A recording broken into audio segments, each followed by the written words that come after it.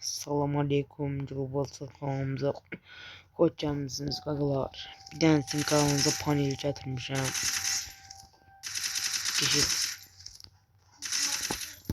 Kışıtsı bomba için paneldi.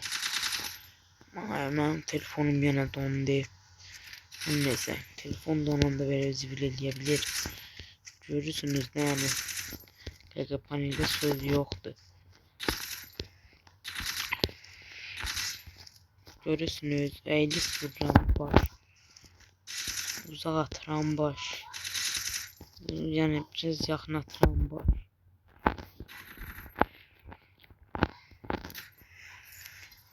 Ya burası uzak mesafeden vurun.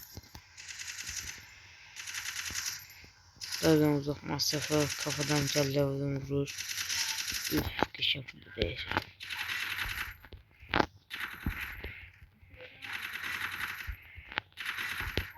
Görürsünüz yani üstüne demeye de ihtiyaç yoktu. Yani eskide kurulumuna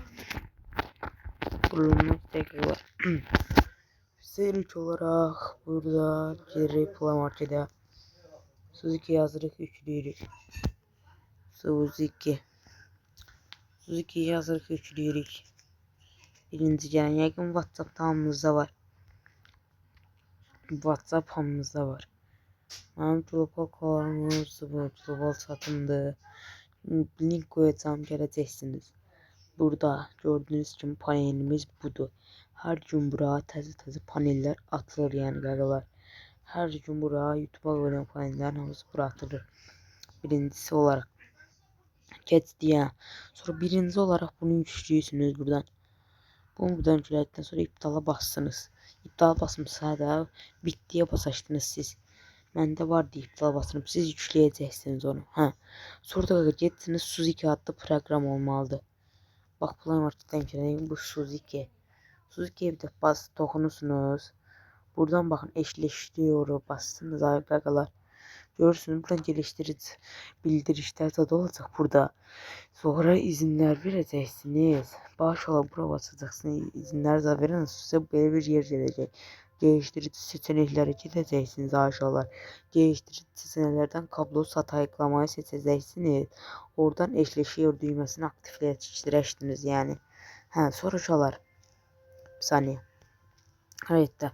Soruşalar. Sonra o etdə panele gireceksiniz. Bakın. Panele girəndə şolar bir dəfə paneli silirik. Paneli bir dəfə girəndə baxın bu sözü bir dəfə basırıq. Bir dəfə də buna basırıq şolar.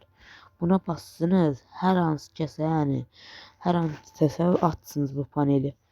Hər kim məsəl paneli atsınız yəni. Bir dəfə atdınız bu paneli. Baxın belə dala gəlirsiniz. Buraya qayıdıb belə bassınız. Bir dəfə bastınız. Gördüğünüz gibi mod menümüz açılır. Sağ olun, salamat qalın uşaqlar. Ümid edirəm video xoşunuza gəlmiş olar.